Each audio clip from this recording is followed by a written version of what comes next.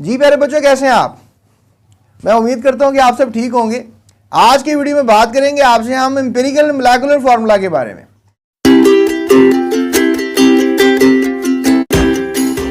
Welcome to GS chemistry YouTube channel. ये जो empirical formula या मोलेकुलर फार्मूला होता है, ये आपके सामने सबसे पहले मैंने एक टेबल रख दी है ताकि मैं सबसे पहले आपको बात समझा दूं कि एम्पिरिकल और मोलेकुलर होता क्या है। अब बहुत से बच्चे कहते हैं सर आप ये मोलेकुलर क्यों बोल रहे हैं, तो मॉलिक्यूलर होता है। तो आप इसको मोलेकुलर बोल रहे हैं या मॉलिक्यूलर बोल रहे हैं, दोनों लफ्ज बोले जाते हैं, तो आप इसको मॉलिक्यूलर ही बोल लेते हैं। तो प्यारे बच्चों, ये मॉलिक्यूलर फार्मूला है जो आपको तीन फार्मूले नजर आ रहे हैं, जैसे कि ये हाइड्रोजन पेरोक्साइड है, ये बेंजीन है और ये ग्लूकोज है। आप तीनों को जानते हैं। ये तीनों मॉलिक्यूल जो हैं हमारी एग्जिस्ट करते हैं नेचर में। हाइड्रोजन पेरोक्साइड आप मेडिकल स्टोर से ग्रीन कलर की बोतल ला सकते हैं, ये जख्मों को साफ करने के लिए काम आता है। बेंजीन एक ऑर्गेनिक सॉल्वेंट है, ये लैब्स में आपको मिलेगा। और ग्लूकोज का सबको ही पता होता है, ग्लूकोज डी का डब्बा आपने अमूमन घर लाए होंगे और आपने उसका इस्तेमाल किया होगा। तो प्यारे बच्चों, ये तीनों जो हमारे पास स्ट्रक्चर्स नजर आ रहे हैं, इसको मॉलिक्यूलर फार्मूला कहते हैं। साइंसदानों ने ये क्या किया कि जब दोनों तरफ एटम्स का रेशो सेम हो या मल्टीपल्स हो तो उसको सिंपल किया जा सकता है। जैसे फॉर एग्जांपल यहाँ पर H2O2 लिखा हुआ है, तो 2 1s are 2 1s इसको हम HO लिख सकते हैं। फिर हमारे पास जो है C6H6 है, इसको हम CH लिख सकते हैं क्योंकि 6 और 6 दोनों कट सकते हैं आपस में। फिर 6 12 और 6 इसको आप लिख सकते हैं CH2O। कैसे? 6 1s are 6 2s are 6 1s are। तो इस तरह से आप इसको लिख सकते हैं CH2O। तो अब आप ये भी मुझसे सवाल करेंगे, सर आप ये टॉपिक पढ़ा रहे हैं एम्पिरिकल फार्मूला, हम ज़्यादा किताबों में एम्पिरिकल फार्मूले का इस्तेमाल करते हैं कि मोलेकुलर फार्मूले का इस्तेमाल करते हैं? तो केमिकल फार्मूले की दो टाइप्स हैं, empirical formula, molecular formula, formula unit, तो तीन टाइप्स हैं। तो अब ये हमारे पास जो सिनेरियो होता है ज़्यादा इस्तेमाल करने का, ज़्यादा इस्तेमाल जो है हम करते हैं मॉलिक्यूलर फार्मूले को। ज़्यादा जो हमारी केमिस्ट्री किताब में आपको लिखे हुए फार्मूलाज नज़र आएंगे वो सारे के सारे मॉलिक्यूलर फार्मूले होंगे।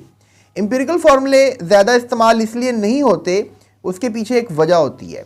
जैसे फॉर एग्जांपल मेरे पास एक कंपाउंड है, आपको ये अभी टेस्ट और सेल्फ में सवाल भी किया जाएगा, CH3COOH, that is acetic acid, सिरका एसिटिक एसिड। तो जो एसिटिक एसिड है, अगर मैं इसको थोड़ा सा कंडेंस करूं, लेट्स से दैट इसमें 2 कार्बन है, so let me just make it here C2, और इसमें 4 हाइड्रोजन है और इसमें 2 ऑक्सीजन है। ये सिरके का हो गया एक कंडेंस फार्मूला, मतलब असली में मॉलिक्यूलर फार्मूला, ये नकली में समझ लें आप, लेकिन ये ज़्यादातर किताबों में इस तरह लिखा जाता है CH3COOH, क्योंकि इसमें फंक्शनल ग्रुप की बात होती है। ये मैं आपको क्लास 10 में समझाऊंगा। तो यहाँ पर ये एसिटिक एसिड का फार्मूला है, लेकिन आप इसको मोलेकुलर फार्मूला बिल्कुल इस तरह बना लें, ये भी ठीक है, लेकिन ये ज़्यादा बेहतर है। अब आपने जब इसको बना लिया तो रेशो क्या आया, 2:4:2। आपने इसको कैंसिल कर दिया तो आपके पास आंसर क्या आया, 1:2:1। यानी कि क्या लिखोगे आप इसका एम्पिरिकल फार्मूला एसिटिक एसिड का CH2O। लेकिन तुम मुझे कहोगे सर अभी तो आपने कहा था कि ग्लूकोज का एम्पिरिकल फार्मूला जो CH2O होता है। यानी अब एसिटिक एसिड का एम्पिरिकल फार्मूला और ग्लूकोज का एम्पिरिकल फार्मूला दोनों क्या हो गए, सेम हो गए। तो कन्फ्यूजन हो गई ना। जब किताब में लिखा होगा CH2O तो आप सोचोगे यार ये ग्लूकोज का लिखा हुआ है कि एसिटिक एसिड का लिखा हुआ है, किसी और कंपाउंड, थर्ड किसी कंपाउंड का लिखा हुआ है। तो इसलिए ज़्यादातर आपकी किताबों में ये एम्पिरिकल फार्मूला नहीं चलता।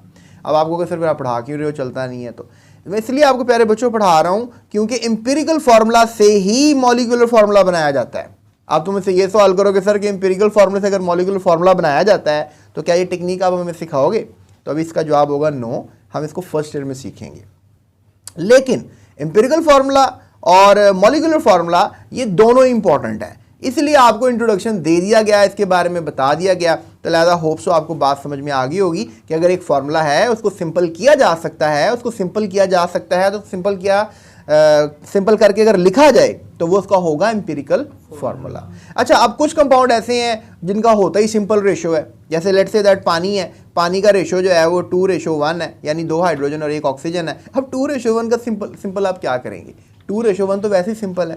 तो इनका मॉलिक्यूलर फार्मूला भी यही होगा H2O, और इसका एम्पिरिकल फार्मूला भी यही होगा H2O। चलो एक और एग्जांपल ले लेते हैं। जैसे हमारे पास HCl है। अब HCl में जो हमारे पास दोनों एटम्स हैं, हाइड्रोजन एंड क्लोरीन, वो भी एक है। तो इनका मॉलिक्यूलर फार्मूला भी, अब देखो ना, 1:1 को सिंपल और क्या करना है आपने बता दें आप मुझे। 1:1 अगर आपके पास वैल्यू है 1:1 तो इसका सिंपल आपने और क्या करना है, 1:1 तो सिंपल है। तो HCl का जो फॉर्मूला है मॉलिक्यूलर, वही उसका एम्पिरिकल फॉर्मूला होगा। एक मैं आपको और बात बता दूं, जितने भी आयनिक कंपाउंड्स हैं, हमने पीछे आयनिक कंपाउंड्स के बारे में भी पढ़ा है, यानी जिनके फार्मूला यूनिट्स होते हैं, जितने भी आयनिक कंपाउंड्स हैं सब का सब एम्पिरिकल फार्मूले में लिखे जाते हैं।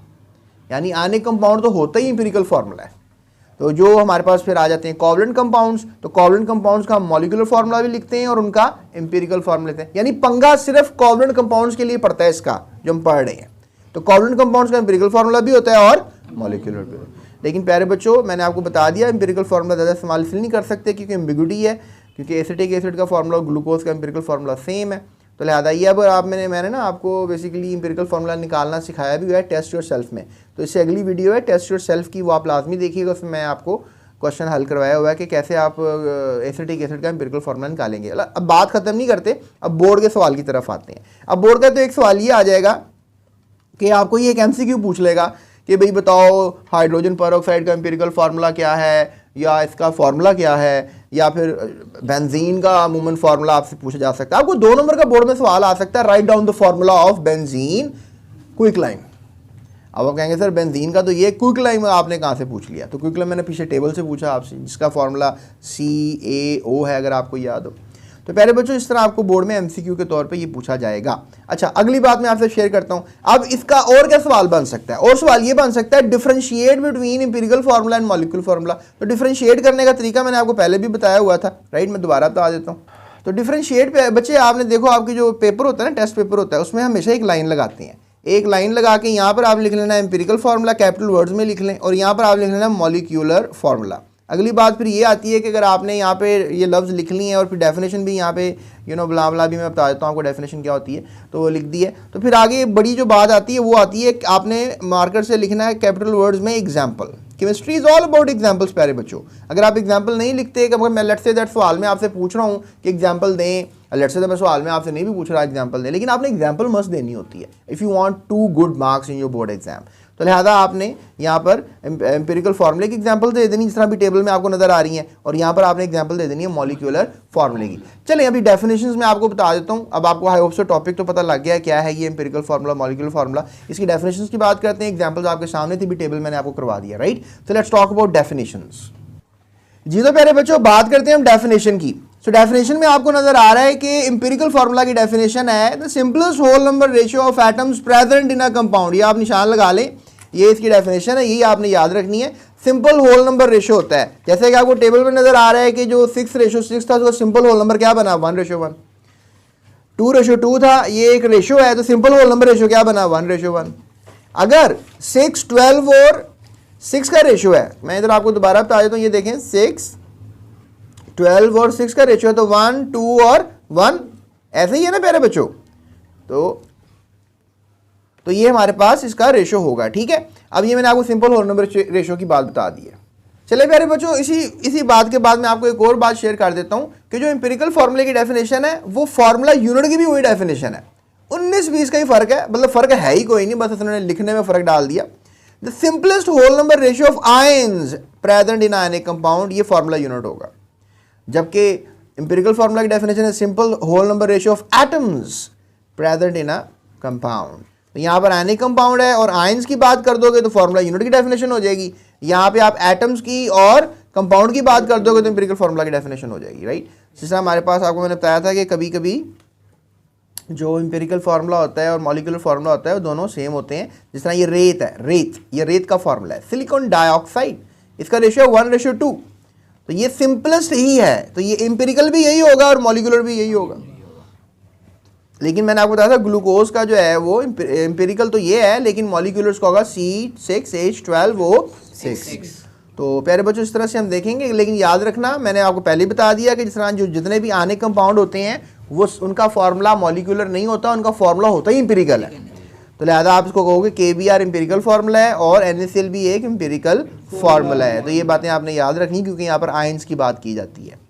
उसके बाद प्यारे बच्चों, हम बात करते हैं आपसे मोलेकुलर फार्मूला की, मॉलिक्यूलर फार्मूला की, उसकी डेफिनेशन की। Actual number of atoms of each element present in a molecule of that compound, ये एक्चुअल नंबर ऑफ एटम्स को बताने का नाम मॉलिक्यूलर फार्मूला है। एक्चुअल नंबर्स का मतलब है, जिस तरह देखिए आप बता रहे हैं टोटल एटम्स कितने हैं, अगर 2 हाइड्रोजन है 2 ऑक्सीजन है तो आप एक्चुअल एटम्स बता रहे हैं। अगर आप सिंपल बता रहे हैं तो वो एम्पिरिकल हो जाएगा, क्योंकि देखा ना आप टोटल क्वांटिटी आइटम्स की बता रहे हैं। इस तरह ही मतलब मॉलिक्यूल्स कॉम्प्लेक्स होते चले जाते हैं, मॉलिक्यूल्स कॉम्प्लेक्स होते चले जाएंगे।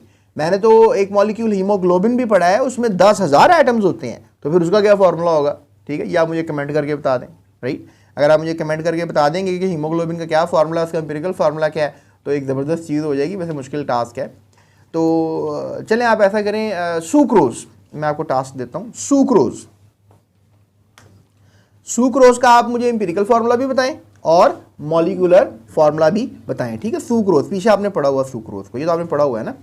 तो प्यारे बच्चों ये हमारे पास हो गया। अच्छा एक आखिरी चीज़ मैं आपको और बताऊं, ये भी सवाल आ सकता है कि आप हमें रिलेशनशिप बताएं एम्पिरिकल फार्मूला और मॉलिक्यूलर फार्मूला में क्या ताल्लुक है। देखें अगर आपको मॉलिक्यूलर फार्मूला निकालना है तो आप एम्पिरिकल फार्मूला के साथ एक n वैल्यू को मल्टीप्लाई करें, आप मॉलिक्यूलर फार्मूला निकाल सकते हैं। जैसे लेट्स से एम्पिरिकल फार्मूला की हम ले लेते हैं यहाँ पे CH, है ना। एम्पिरिकल फार्मूला क्या ले लिया हमने, n की वैल्यू हम 6 ले लेते हैं, 1 2 3 4 5 6 कुछ भी हो सकती है। क्या ले लेते हैं n की वैल्यू 6। तो प्यारे बच्चों ब्रैकेट के बाद 6 है, जब इसको हम मल्टीप्लाई करेंगे तो H भी 6 हो जाएंगे और C भी 6 हो जाएंगे, तो आपको मिल जाएगा ना मॉलिक्यूलर फार्मूला C6H6। तो इन दोनों का ताल्लुक हुआ ना आपस में। तो empirical formula multiplied by n goes to the molecular formula, तो ये एक आपस में रिलेशनशिप है। जब आप मॉलिक्यूलर फार्मूला लिखें, एम्पिरिकल फार्मूला के डिफरेंशिएशन करें, तो आप ये भी रिलेशनशिप भी लिख दें, ठीक है। रिलेशनशिप बिटवीन बोथ आप ये मार्कर के साथ ये भी लिख दें। इससे ये होगा कि चलें दोनों बातें आपने कर दी हैं। एंड आई होप कि आपको जो है अभी सब बात क्लियर हो गई आज के लेक्चर में। आज का लेक्चर था हमारा एम्पिरिकल फार्मूला और मॉलिक्यूलर फार्मूला। एंड इस चैप्टर की एक्सरसाइज भी मुझसे आप स्टडी कीजिएगा, इस चैप्टर की टेस्ट इटसेल्फ भी आप मुझसे स्टडी कीजिएगा। आपके लिए इंशाल्लाह मैं सब आसानियाँ पैदा कर दूंगा। So thank you so much for watching this video. अभी नेक्स्ट वीडियो का थंबनेल आ रहा है जिसमें हम बात कर रहे हैं how to calculate the molecular mass and formula mass of different compounds. ये बड़ा इंपॉर्टेंट लेक्चर है, इसको आपने लेना है और आपने सीखना है कि मॉलिक्यूलर मैथ कैसे निकालते हैं, फार्मूला मैथ कैसे निकालते हैं। तो प्यारे बच्चों आप ये टॉपिक इजीली मेरे साथ कर सकते हैं। सो अभी थंबनेल नज़र आ रहा होगा आपको, इस थंबनेल पे क्लिक करें, नेक्स्ट वीडियो देख लें। डिस्क्रिप्शन में आपको लिंक मिलेगा, वहाँ से आप जा सकते हैं इस वीडियो पर, या इसके अलावा आपको आई बटन नज़र आ रहा होगा इस प्लेलिस्ट का, उसमें जाकर आप इस वीडियो को निकाल सकते हैं। या सिंपली आप लिखें molecular mass and formula math, ये सर्च बार पे लिखें और स्पेस GS केमिस्ट्री लिखते हैं, तो आपको ये वीडियो टॉप पे मेरी मिल जाएगी। So that's it, thank you so much. Video को अपने दोस्तों के साथ लाजमी शेयर कर दीजिएगा, व्हाट्सएप पे, Instagram, Facebook, whatever the social media you are using. अगर आप टीचर हैं तो अपने स्टूडेंट्स के साथ लाजमी शेयर कीजिएगा। सो अपना ख्याल रखिएगा, अल्लाह हाफिज़।